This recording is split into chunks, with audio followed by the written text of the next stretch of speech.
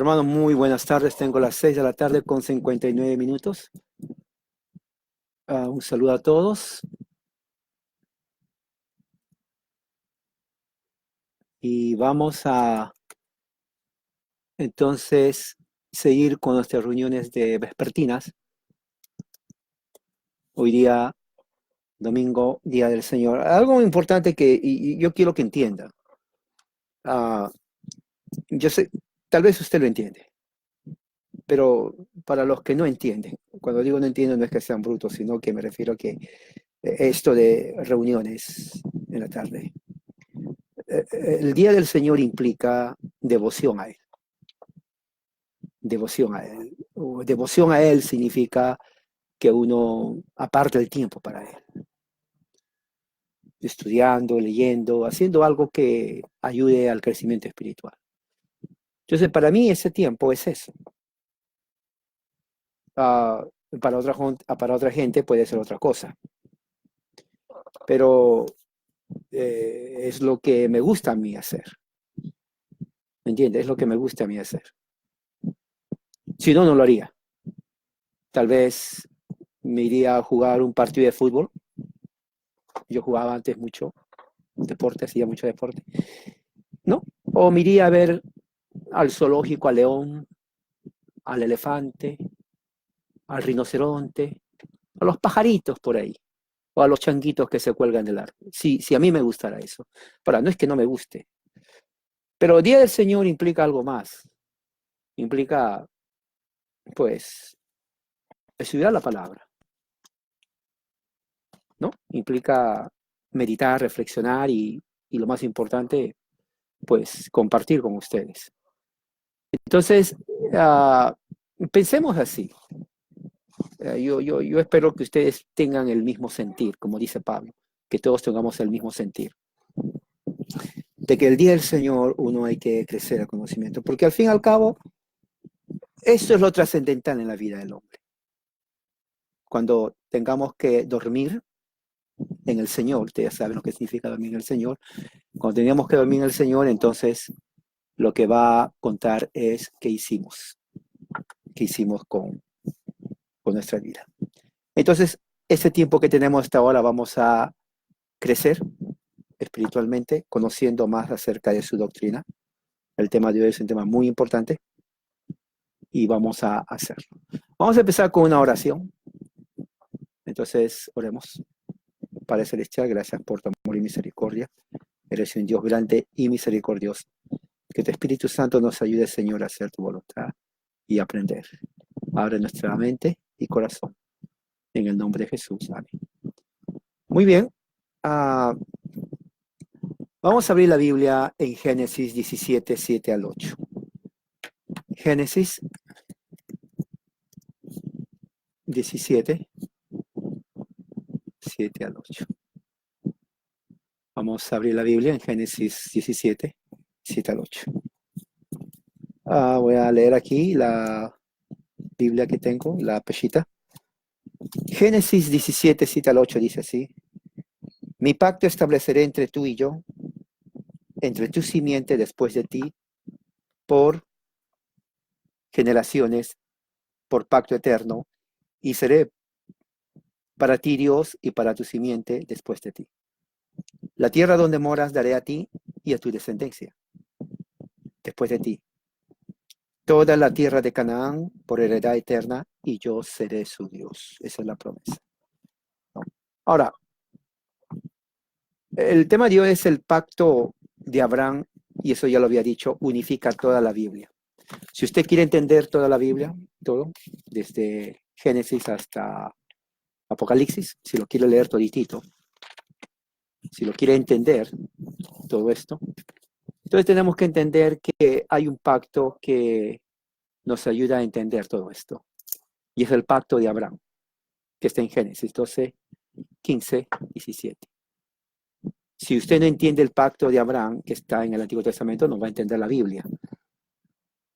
Por eso yo siempre digo, no solamente cite la Biblia, sino entiende la Biblia.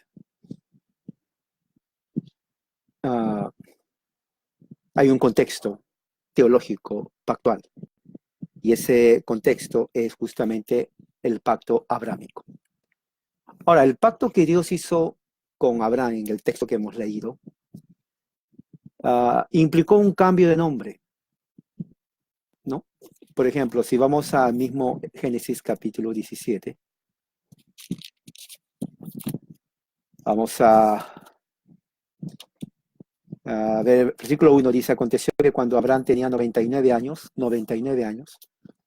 Yahweh se apareció a Abraham y le dijo, yo soy el Shaddai, o sea, el Dios que provee todo. Sea agradable ante mí e irreprensible. Yo estableceré mi pacto entre tú y yo, y en gran manera te multiplicaré. Es el pacto de Dios con Abraham.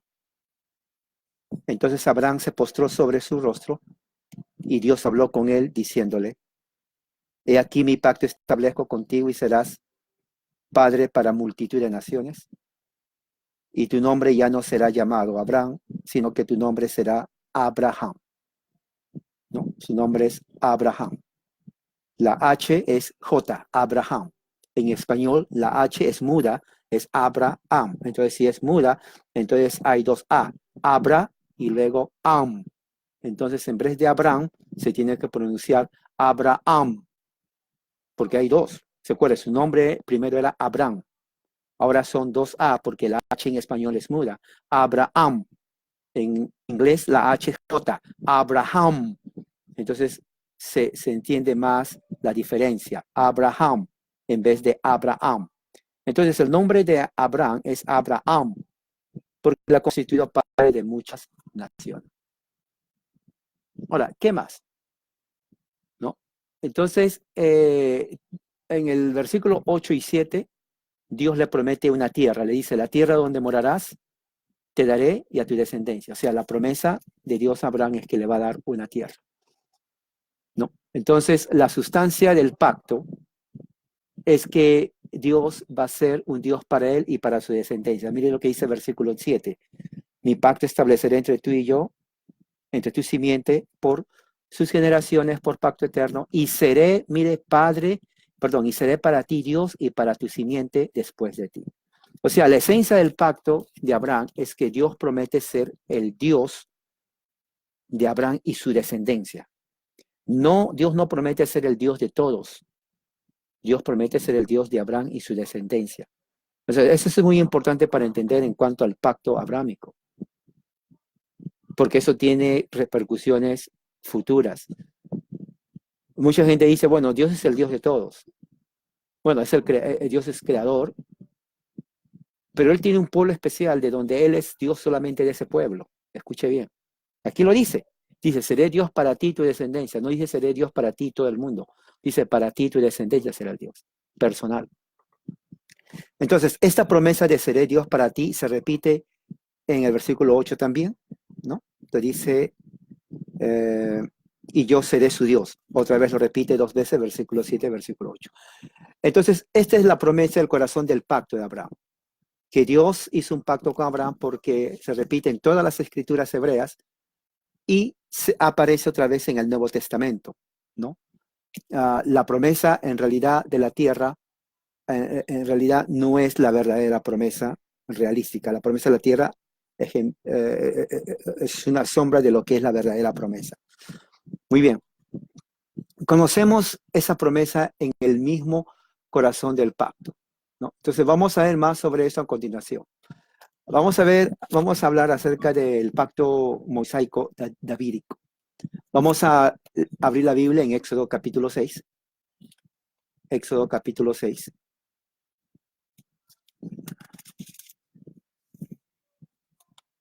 Capítulo 6, y vamos a leer versículos del 2 al 9. Dice, y añadió Yahweh a Moisés, diciendo, yo soy Yahweh, que me aparecí a Abraham, a Isaac y a Jacob, como el Shaddai Dios. Está hablando, Génesis, ¿no? Pero el nombre Yahweh no se le dio a conocer. También establecí con ellos mi pacto, al darles la tierra de Canaán. Fíjese que está hablando con Moisés 400 años más tarde, y Yahweh le dice a Moisés lo que pasó con Abraham. La tierra de su peregrinación, la cual, o sea, Jehová le está diciendo a Moisés el pacto que hizo con Abraham. Asimismo, yo he escuchado el gemido de los hijos de Israel a causa de los egipcios y me he acordado de mi pacto. ¿Cuál pacto? Entonces, vemos aquí que Dios está honrando el pacto que hizo con Abraham. Por eso di a los hijos de Israel, yo soy Yahweh, Dios, que te sacaré de la tierra de Egipto y los libraré de su servidumbre, los rescataré mediante la fuerza. Los tomaré como pueblo mío y yo seré su Dios. Fíjese que otra vez repite, yo seré su Dios. El mismo pacto, la promesa que le dio Dios a Abraham, le repite a Moisés. Yo seré su Dios, entonces ustedes sabrán que yo soy su Dios otra vez que les saca. Los llevaré a la tierra por la cual alcé mi mano en juramento de que le entregaría a Abraham, Isaac y a Jacob. Fíjense, la promesa abrámica. Le repite a Moisés, y se las daré por heredad, yo Yahweh. Entonces estamos viendo aquí justamente, ¿no? Que existe entonces el mismo pacto que sigue entre uh, el pacto que hizo Dios con Abraham, el pacto eterno, lo repite a Moisés 400 años más tarde. ¿No? Y es muy interesante que entendamos esto, porque esto es lo que dice Pablo en Gálatas capítulo 3, lo mismo que dice Pablo en Gálatas capítulo 3. Vamos a abrir ahora en Jeremías capítulo 7. Vamos al libro de Jeremías, profeta Jeremías, que está después de Isaías, capítulo 7. Vamos a leer versículos 22 y 26. 7. Aquí está. 22 y 26. Yo no sé si tienen marcador, pero yo sí tengo. 22 y 27. Vamos a leer esa parte. Dice así, bueno, voy a leer mi versión. Pues el día que los hice subir de la tierra de Egipto, hablando acerca de Moisés, yo no les di órdenes acerca de holocausto ni acerca de sacrificios, sino que les ordené esa palabra, obedezcan mi voz y yo seré su Dios. Otra vez, fíjese, yo seré su Dios. Repite, mire, otra vez dice, seré su Dios. Y ustedes serán mi pueblo. Lo mismo que le dijo a Abraham, anden en todo camino que yo les ordene que les vaya bien. Pero ellos no prestaron atención ni se inclinaron su oído a escuchar, sino que fueron en pos de sus propios conceptos, apetitos de su malvado corazón, caminaron hacia atrás y no hacia adelante. Desde el día que sus padres salieron de la tierra de Egipto hasta hoy, cada día se les ha enviado todos mis siervos, los profetas. O sea, aquí justamente es la razón por la cual Jesús hace el juicio, Mateo 23. Cuando ustedes lean Mateo 23, tienen que entender lo que pasó con los judíos en este tiempo, que ellos no obedecieron a Dios cuando Dios mandaba a los profetas. Entonces estamos viendo cómo la Biblia en el Antiguo Testamento, el Antiguo Pacto, empezando con Abraham, Moisés también, y ahora con el profeta Jeremías, se va cumpliendo y el Nuevo Testamento lo va confirmando. Dios tiene un pueblo, hace un pueblo con Abraham, un pacto, promesa, en donde él tiene su propio pueblo y le dice, yo seré Dios de ustedes, no de las naciones paganas, de ustedes. A Moisés le repite lo mismo, yo seré Dios de ustedes. Vemos Jeremías también, más adelante, 200 años, 300 años después, hace lo mismo, ¿no? Entonces, vamos ahora en Jeremías 24, 6, 7. Mira lo que dice Jeremías 24, 6, 7. Jeremías 24, 6, 7. Aquí ya encontré. Otra vez. Jeremías 24, 6, 7 dice, pondré mis ojos sobre ellos para bien y no para mal, declara Yahweh. Haré que regresen a esta tierra, los edificaré y los derribaré, los plantaré y no los desarraigaré. Les daré un corazón para que me conozcan, porque yo soy Yahweh, y ellos serán mi pueblo, y yo seré su Dios. Otra vez, ellos serán mi pueblo, y yo seré su Dios. Mira la fórmula, esa es la esencia del pacto abrámico de nosotros. Dios tiene su pueblo, Él promete ser el Dios de ellos, y Él promete que ellos van a ser el pueblo de Dios. Miren, ahí está, ¿no? Y dice, por cuanto, y seré su Dios cuando se vuelvan a mí con todo su corazón. ¿No? Entonces, Jeremías repite la promesa abrámica otra vez, aquí está.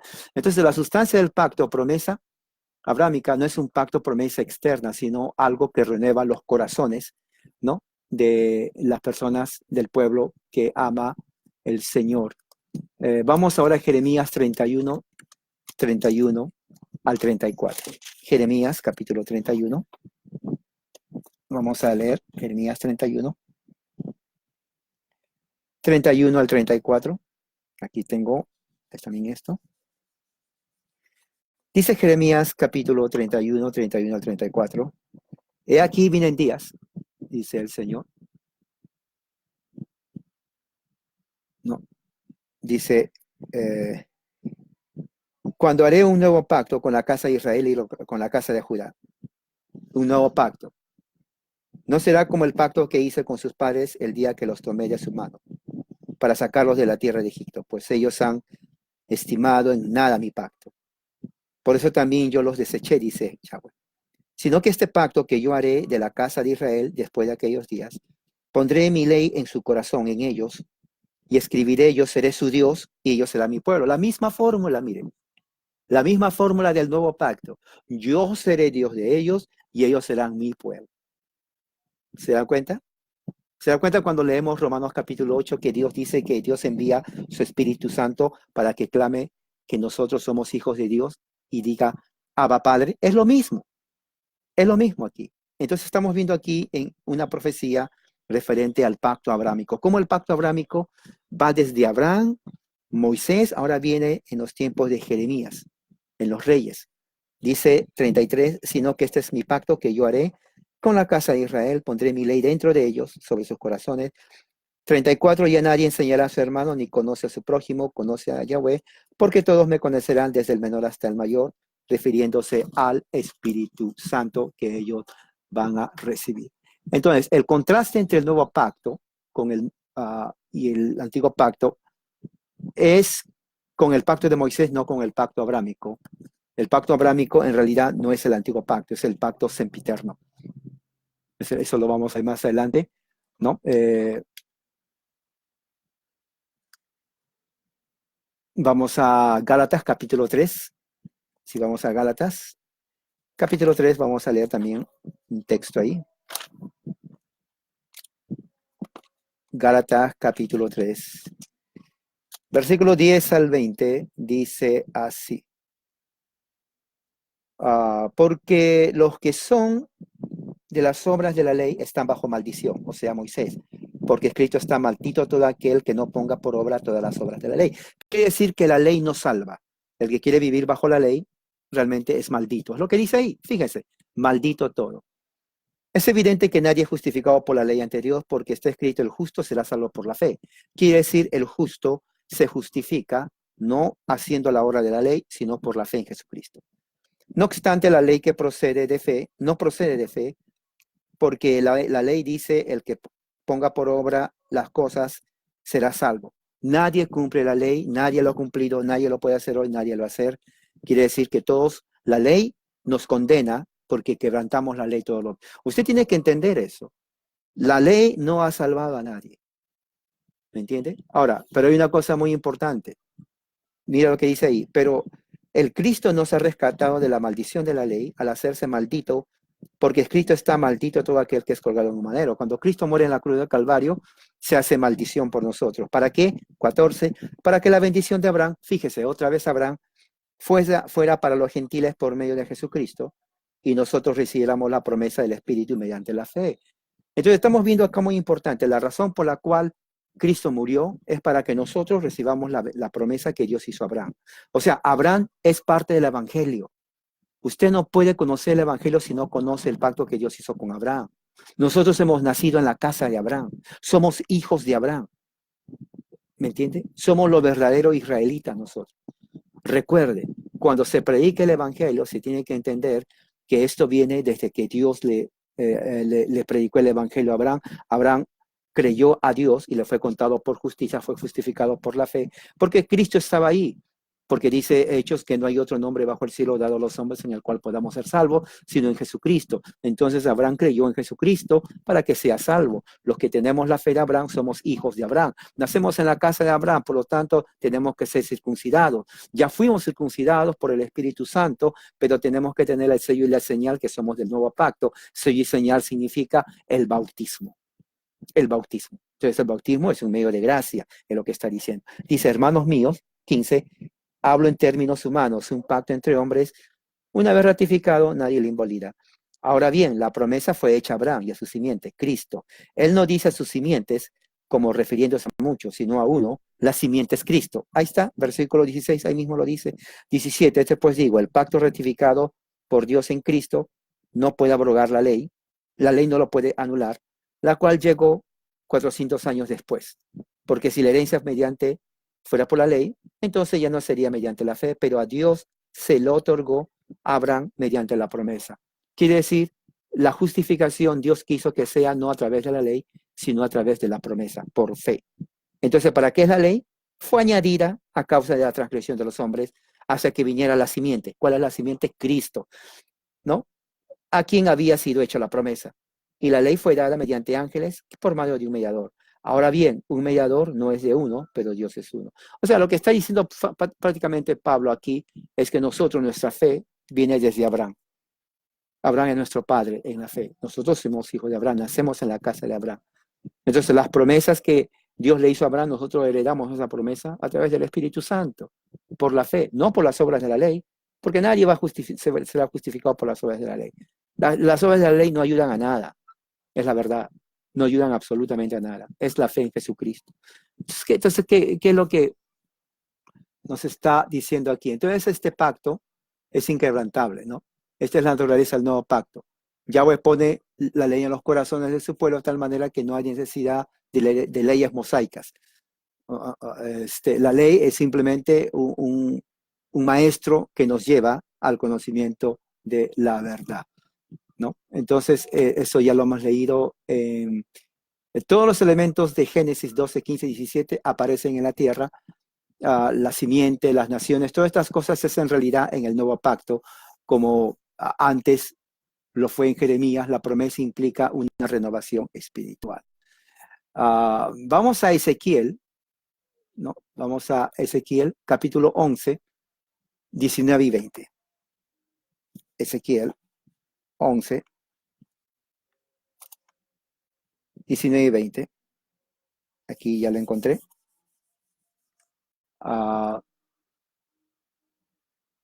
El nuevo abrámico, el pacto abrámico es un pacto del corazón y también un pacto de creyentes para sus hijos. Mira lo que dice Ezequiel 11, 19 y 20. Dice, entonces les daré un corazón nuevo y pondré un espíritu en ellos nuevo. Quitaré el corazón de piedra de su carne y les daré un corazón de carne. Y andarán según mis mandamientos, guardarán mis ordenanzas y las pondré por obra. Entonces será mi pueblo y yo seré su Dios. Otra vez la fórmula. Yo seré su Dios, ellos serán mi pueblo, ¿no? Entonces, esta promesa otra vez aparece en Ezequiel capítulo 37. Fíjese en Ezequiel capítulo 37, versículos 23 y 24. Vamos a leer Ezequiel 37, versículos 23 y 24. Dice así, no se contaminarán más con sus ídolos, ni con sus aberraciones, ni con toda su iniquidad, porque yo los libraré de todas sus habitaciones. Donde pecaron y los purificaré, ellos serán mi pueblo y yo seré su Dios. Otra vez, fíjese, ellos serán mi pueblo, yo seré su Dios. Ese es el pacto abrámico. Prácticamente ese pueblo es la iglesia, en otras palabras, es la iglesia. 24, mi siervo David reinará sobre ellos. David, prototipo de Jesucristo. Sobre todos ellos tendrán un solo pastor, Cristo. Andarán según mis ordenanzas, guardarán mis mandamientos y los pondrán por obra. ¿No? Dice versículo 27, mi tabernáculo estará en medio de ellos, yo seré su Dios y ellos serán mi pueblo. Otra vez, o sea, la fórmula es increíble, pero ahí está. Todo eso ustedes lo tienen que subrayar, ¿no? Porque está hablando justamente de eso, que una vez que Dios hace un pacto con su pueblo, Él promete ser su Dios y ellos son su pueblo, ¿no? Pueblo Dios. Ahora, esto es lo interesante de estudiar las escrituras, hermano. El que no estudia la escritura, créame, le voy a decir así, es un ignorante. Y así se lo digo. Es más, lo voy a poner aquí para que no digan que no, el que no estudia, y lo voy a poner aquí, las escrituras, es un, a ver, repitan conmigo, ignorante. Ahora, esto no lo digo yo, esto lo dice Jesús. ¿Ok? ah, el que no estudia las escrituras es ignorante. Ah, sí, ahí está. El que no estudia las escrituras es ignorante. No hay mejor cosa, eso se lo he dicho a todo el mundo, que emplear el tiempo estudiando las escrituras. Es la verdad. Supongamos que usted no estudia las escrituras. ¿De qué van a hablar? Chisme. Chisme. ¿De qué bueno va a hablar su mente? ¿Cómo se va a edificar? Y estoy hablando a los cristianos. Los del mundo no me interesan, porque el mundo no va a hablar de la Biblia. Así que ellos, estoy hablando a los que se llaman cristianos. Bueno, los que se llaman cristianos son ignorantes. Se acabó. Eso es de plano. Y no solamente lo digo yo. Eso lo dicen, hasta los católicos se dan cuenta que son ignorantes.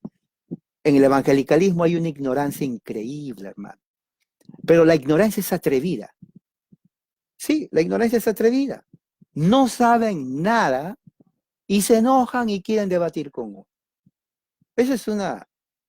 Es, no sé si reírme, enojarme, llorar por la ignorancia de esta gente, pero el punto principal es, si usted no estudia las escrituras y no sabe todo esto, usted es un ignorante. Y cuando digo ignorante, me refiero a que es ignorante.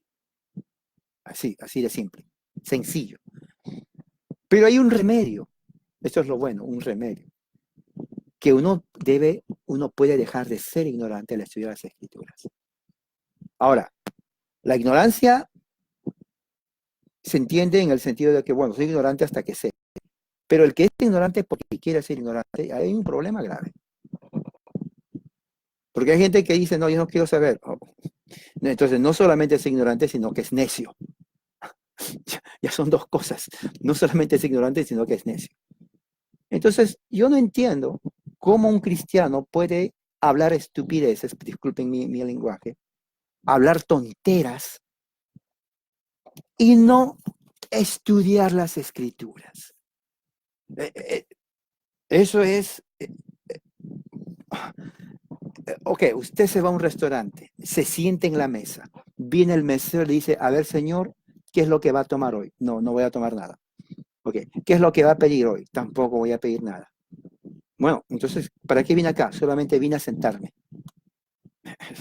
Ok, bueno, o está mal de la cabeza o qué es lo que pasa. Es igual en la Biblia. Si el cristiano no estudia la Biblia, la misma pregunta que le hace al mesero que está ahí, entonces, ¿para qué? Pues estás aquí. No pierdas tu tiempo, no te engañes. No te engañes, es la verdad. Es la verdad. Eso tenemos que tomar en serio. No estoy hablando con niños de escuela dominical que tienen 2, 3, 5, 7 años. Estoy hablando con personas adultas, hermano. Sí. Para mí no hay mejor tiempo a emplear que estudiar las escrituras. Créame. De verdad. Yo todavía le digo, Señor, dame unos 900 años así como le diste a Matusalén.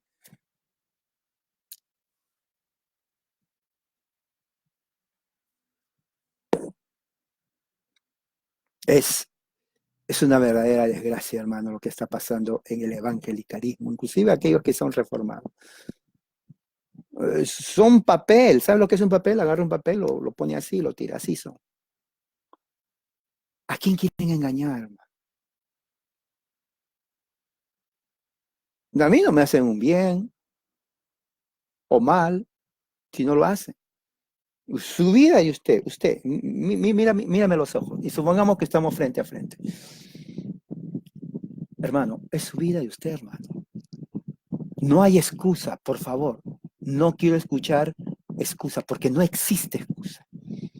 No existe. No existe. ¿Qué excusa me va a dar?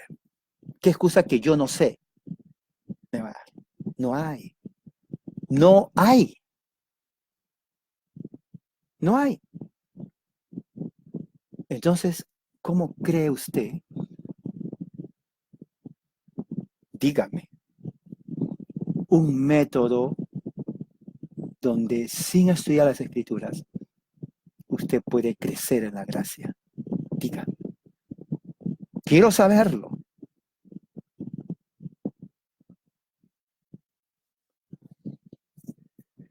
Eso es para que reflexione. ¿Qué más? Dice aquí, ya le hemos leído Ezequiel. Ahora vamos al libro de Zacarías, capítulo 8, versículos 4 y 8. Zacarías. Libro de Zacarías. A ver, ¿dónde está Zacarías? Zacarías. Ya, que le encontré. Capítulo 8. Versículos del 4 al 8. Así es, Zacarías 8, 4, 8. Esto es mi amigo, este es mi amigo. Lo quiero mucho, tengo como 20 amigos. Porque Zacarías 8, el 4 al 8. Dice, así dice Jehová de los ejércitos, aquí en adelante, los ancianos y las ancianas se sentarán en las calles de Jerusalén, cada uno tomará su bastón en su mano a causa de la avanzada edad. Las calles de la ciudad estarán llenas de niños, niñas que juegan en sus calles. Así dice Jehová de los ejércitos, en aquellos días, esto es grande ante los ojos del remanente de este pueblo, así será grande ante mis ojos. Así dice Jehová de los ejércitos, he aquí que yo libraré a mi pueblo de la tierra de oriente, de la tierra donde se oculta el sol. Los traeré morar en Jerusalén y serán ellos mi pueblo y yo seré su Dios. Otra vez lo mismo. La fórmula de Abraham. Ellos serán mi pueblo y yo seré su Dios. Eso es la iglesia.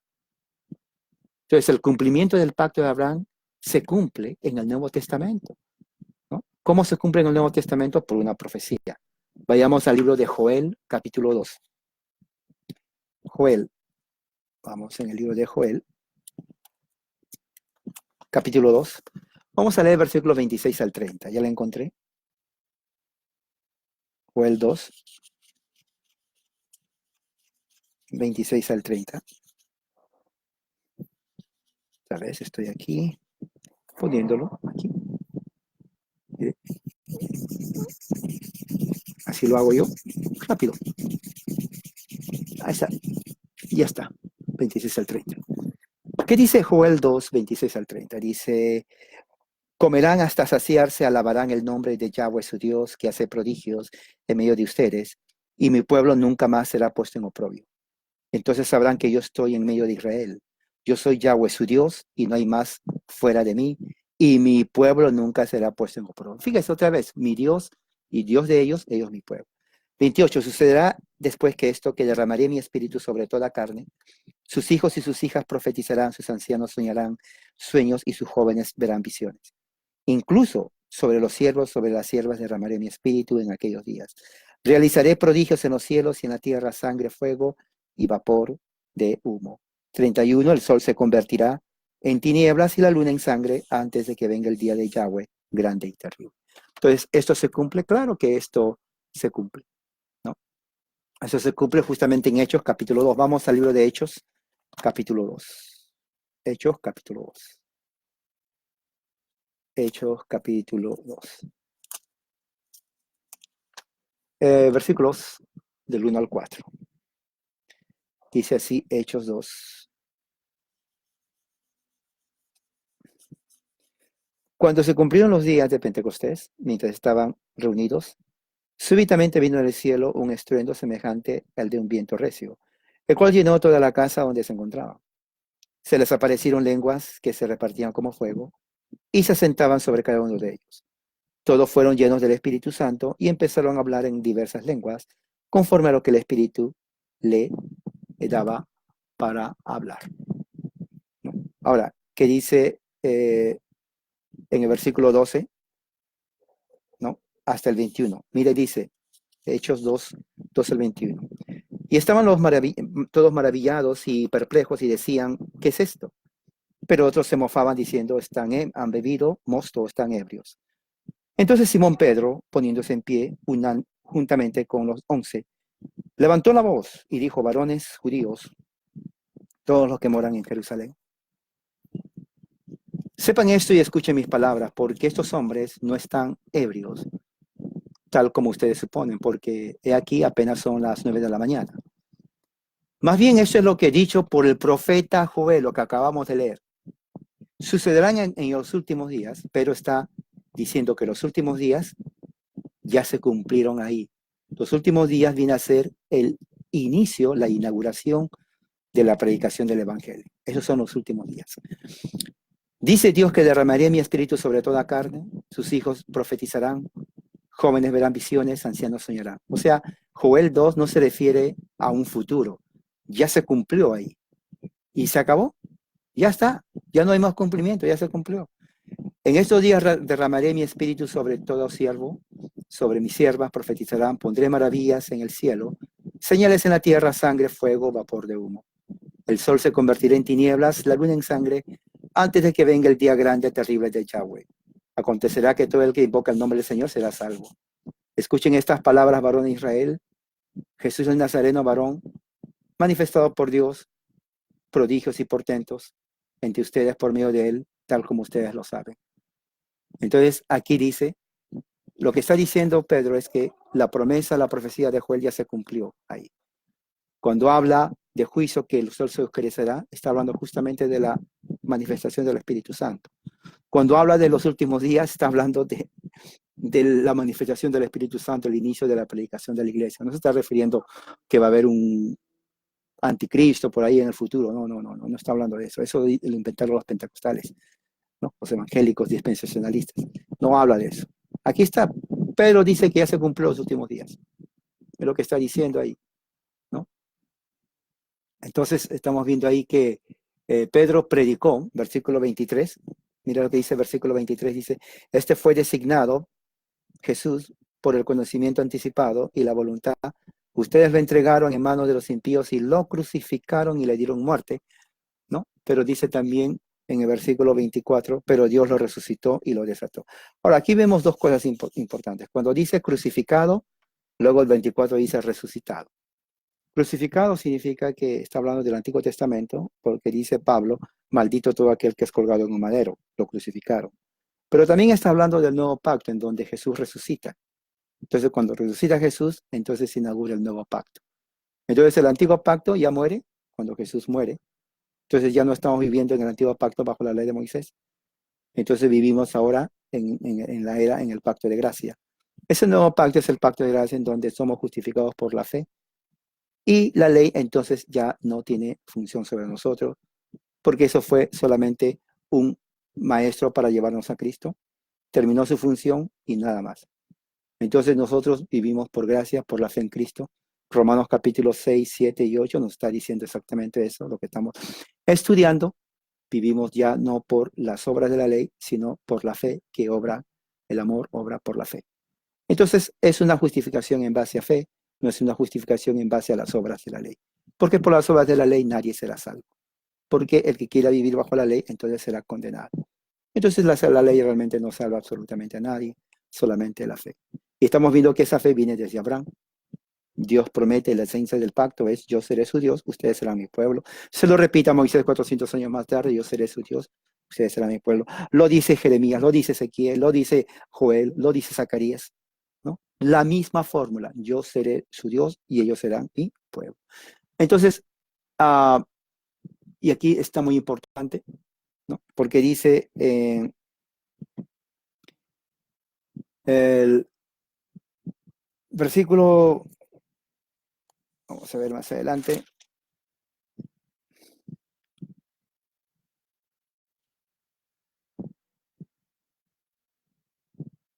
Versículos 37, 38. Hechos 37, 38. Mira lo que dice. Habiendo ellos escuchado todas estas cosas, se conmovieron su corazón. Dijeron a Simón y a otros apóstoles, ¿qué haremos, hermanos nuestros? Les pregunta, después que Pedro predicó el primer día de la semana, Pentecostés, el mensaje. El primer mensaje que se predicó del Evangelio fue dado por el apóstol Pedro. Y fue el primer día de la semana, domingo, como hoy.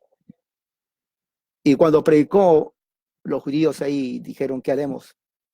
Entonces Simón le dijo, arrepiéntanse. Escuchen bien, esta es clave. Esta es promesa de Abraham. Arrepiéntanse y sean bautizados. Fíjese, sean bautizados.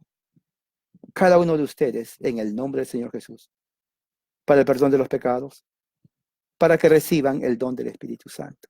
Esa es la promesa, el don del Espíritu Santo. Porque la promesa, aquí está, fue para ustedes. Ok, ahí no queda. Para sus hijos, pacto de Abraham. Y para los que están lejos, que Dios llame. ¿Qué es lo que está diciendo ahí? Es la misma promesa que Dios hizo a Abraham. Mira lo que dice, pongan el dedito en Hechos capítulo 2. Y mira lo que dice justamente en en Génesis capítulo 17.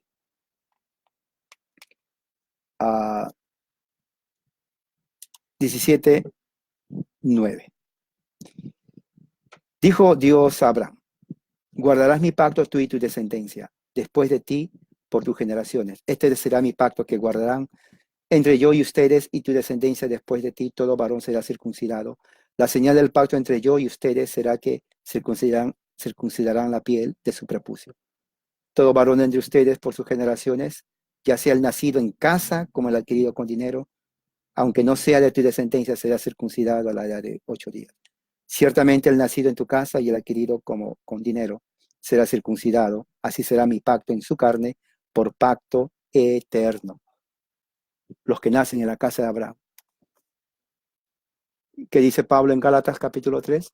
Que los que somos de fe somos hijos de Abraham. Nacemos en la casa de Abraham. ¿Y cuál es la promesa? Versículo 39. Porque la promesa fue para ustedes y para sus hijos. Pacto de Abraham. Entonces el bautismo que se da a los niños es en base a la promesa que Dios hizo a Abraham. Nosotros somos los descendientes de Abraham. Es para ti y tu descendencia y tus hijos.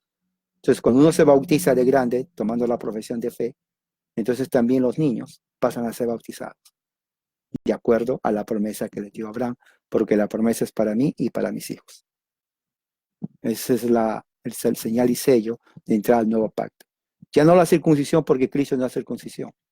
Él es nuestra circuncisión. Entonces estamos viendo aquí, de una forma cabal, justamente que la promesa se cumple. Entonces el cumplimiento de la promesa de la reunión de las naciones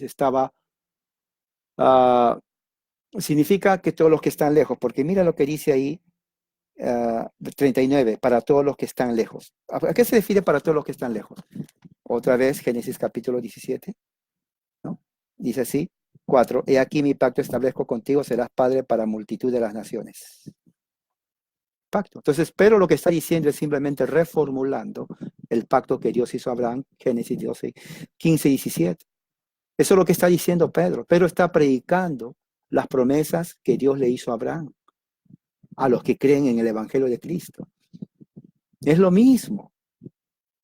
La diferencia está en que ya no se circuncidan, sino que se bautizan. Y así como los que se circuncidaban en el tiempo de Abraham en su casa, los niños, ahora los niños en el nuevo pacto se bautizan también, como señal y sello que son parte del pacto. Entonces, eso es muy importante que sepa, estamos viendo eso. Vamos a ver en 2 Corintios 6, 16. 2 Corintios capítulo 6, versículo 16, ¿qué es lo que dice ahí? 2 Corintios 6, 16. Dice así. ¿Qué armonía puede haber entre el templo de Dios y los espíritus malignos? Porque ustedes son templo de Dios.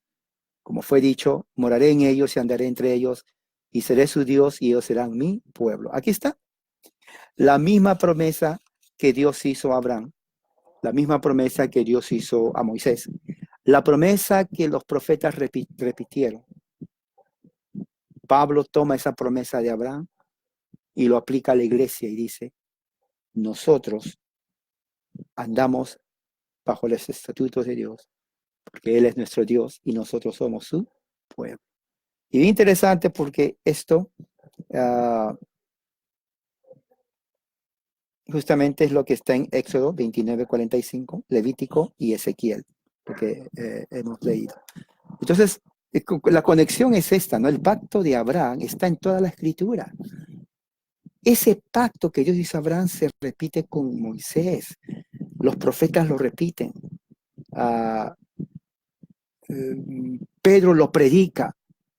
Sí, Pedro lo predicó. El primer sermón fue el primer día de la semana, inaugurando el evangelio del reino, basado en la promesa abrámica. Pablo está hablando aquí que somos templo del Dios viviente. ¿Por qué? Porque dice aquí, y fíjate, dice, moraré en ellos y andaré entre ellos y seré Dios. O sea, la iglesia, que es el nuevo Israel, es el pueblo de Dios y Dios es nuestro Dios. Esa es la promesa para la iglesia, ¿no? Vamos en Hebreos capítulo 8, versículo 6. Vayamos a lo que dice Hebreos 8, 6, ¿no? Mira lo que dice Hebreos 8, 6, aquí lo tengo. Pero ahora Jesucristo ha recibido un ministerio más excelente que el otro, como también el pacto del cual él fue hecho mediador es más excelente y fue dado con más excelentes promesas que el otro. Claro, una vez que viene Cristo, el pacto de Moisés ya queda anulado. Ya nosotros no vivimos en ese pacto de obras. Viene Jesús, inaugura el pacto de gracia, que es prácticamente el nuevo pacto en relación a Moisés. Pero es el mismo pacto que Dios hizo con Abraham. ¿Recuerda? La esencia del pacto es yo seré su Dios y ellos serán mi pueblo. Pablo lo repite en el pasaje que hemos leído. Y aquí está diciendo que Jesús es un mejor, más excelente, ¿no? Mediador con más excelentes promesas. Eso es lo que está diciendo. Génesis 12, 15, 17, entonces Dios promete una tierra a Abraham, ¿no? Pero en realidad es una promesa que no es tanto la tierra, sino es la glorificación de los hijos de Dios. Ya hemos leído también Gálatas, hemos leído que la semilla es Cristo, ¿no?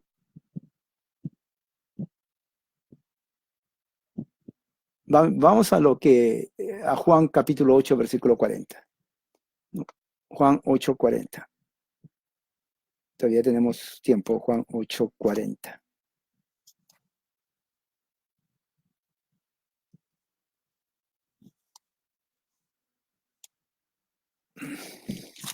Juan 8:40. ¿Qué dice Juan 8:40? Dice Jesús vamos desde el 39, le contestaron, Abraham es nuestro padre. Jesús les dijo, si fuera hijos de Abraham, harían las cosas de Abraham.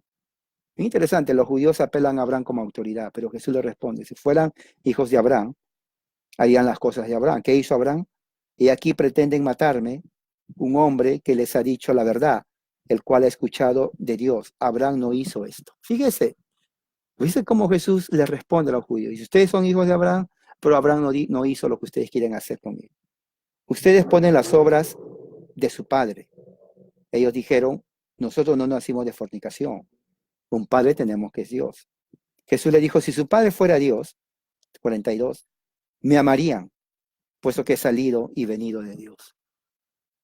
Bien interesante, porque Jesús le está confrontando con una condición. Si ustedes son realmente hijos de Dios, entonces ustedes me amarían a mí, porque yo vine de Dios. O sea, les está diciendo Dios, ustedes son mentirosos. Eso le está diciendo Jesús a los fariseos. No he venido por mi propia cuenta. Él me ha enviado. Y por eso que los judíos se enojaban. ¿Por qué ustedes no comprenden mi palabra? ¿Por qué no pueden escuchar mi palabra? Esa es una pregunta muy interesante, hermano. Porque ellos estaban viviendo, Jesús todavía estaba viviendo en el antiguo pacto, no había muerto. Recuerden que el nuevo pacto se inaugura en su muerte. Entonces, dentro del antiguo pacto, aquí en el Evangelio, Jesús habla y dice, bueno, yo vengo de Dios. Abraham habló de mí. Ustedes no quieren escuchar la verdad. Ustedes me rechazan a mí. ¿Por qué no hay en su corazón lugar para mi palabra? ¿Por qué no me creen? ¿No? 44. Ustedes son del padre acusador y el deseo de su padre quieren poner por obra. El que es homicida desde el principio, él no ha permanecido en la verdad, porque en él no hay verdad. La palabra acusador es Satanás. Cuando habla su propia mentira, porque es mentiroso y padre de mentira. O sea, Jesús se hizo odiar porque les dijo la verdad. Jesús se hizo, no porque él dijo quiero que me odie, sino que, como él dice, mi palabra no haya cabida en ustedes. ¿Por qué no me aman? Si ustedes son de Dios, bueno, yo vine de Dios, me amarían a mí. Pero ustedes no son hijos ni de Abraham ni de Dios. Ustedes son hijos del diablo. Él es padre de toda mentira. Fíjese. 45. Pero a mí, que hablo la verdad, no me creen. Ustedes creen a Satanás. Yo, que hablo la verdad, no me creen. Y esto es hasta ahora, hermano. ¿Quién de ustedes me reprende por causa de pecado? Y si digo la verdad, entonces ¿por qué no me creen? El que es de Dios escucha las palabras de Dios, por eso ustedes no las escuchan porque no son de Dios. Entonces, aquí estamos viendo que el confrontamiento, o sea, que Abraham habló de Jesucristo. Jesús refuta a los judíos que dicen que son también hijos de Abraham, pero es mentira, ¿no? Hebreos 8, del 8 al 10. Vayamos en Hebreos 8, del 8 al 10. Aquí tengo Hebreos, justamente. Hebreos capítulo 8, del 8 al 10. Dice así Hebreos 8, 8 al 10. Porque los acusó diciendo, he aquí vienen días, declara Yahweh, en que consumaré un nuevo pacto, para la familia de la casa de Israel, para la familia de la casa de Judá. No como el pacto que hice con sus padres el día que tomé de su mano y los saqué de la tierra de Egipto, Moisés. Por cuanto no permanecieron en mi pacto, también los deseché, declara Yahweh. Pero este es el pacto que estableceré con la familia de la casa de Israel después de aquellos días.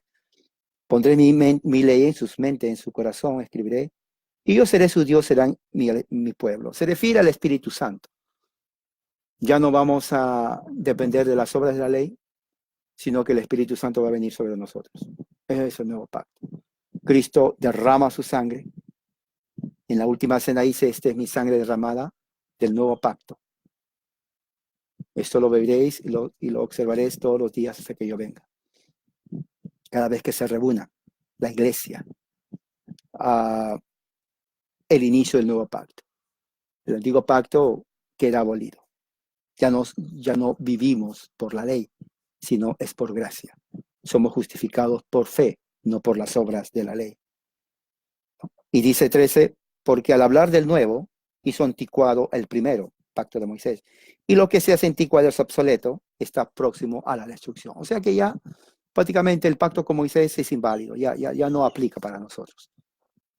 Es más bien el nuevo pacto. Eso es algo que tenemos nosotros que tener en cuenta. Y dice, los creyentes del nuevo pacto son hijos de Abraham porque estamos unidos en el Espíritu por la fe, al mismo Salvador que Jesús, que justificó a Abraham solo por gracia, por la fe, ¿no? Hay un pacto de gracia que une la historia redentora. El antiguo pacto mosaico fue una adición temporal, fue temporal, por así decirlo, que expiró con la muerte de Cristo. No hay que confundir a Abraham con Moisés. Tal confusión es la raíz del error entre muchos judaizantes. Cristo es la semilla, el heredero. Nosotros, los que creemos en Cristo, somos la simiente y herederos de la promesa también hecha a Abraham. Como dice la fórmula, yo seré su Dios, ustedes serán mi pueblo. Y vamos a abrir, antes de terminar, en Gálatas. Vamos a abrir la Biblia en el libro de Gálatas.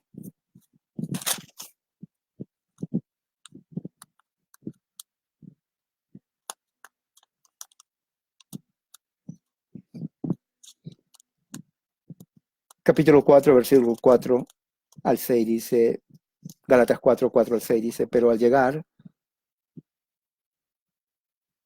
el cumplimiento del tiempo, Dios envió a su Hijo nacido de mujer, que estaba bajo la ley, para redimir a los que estaban bajo la ley, para que recibiéramos la adopción de hijos. ¿Se dan cuenta? Entonces, estamos viendo ahí de que la muerte de Cristo es el principio, viene a ser el término del antiguo pacto de Moisés y el principio del nuevo pacto. Ahí está. Por cuanto son hijos de Dios, Él envió el Espíritu de su Hijo, el cual clama, Padre, Padre nuestro. Es lo mismo que dice en Romanos capítulo 8. Este es el bautismo al Espíritu, cuando Dios envía su Espíritu. Entonces es un espíritu de adopción. Él nos adopta como sus hijos. El nuevo pacto prácticamente es todo lo que dijo Ezequiel, todo lo que dijo Jeremías, es el cumplimiento, ¿no? A través del Espíritu Santo. Y empieza en Abraham. O sea, la promesa hecha a Abraham sigue vigente. Cristo es la simiente.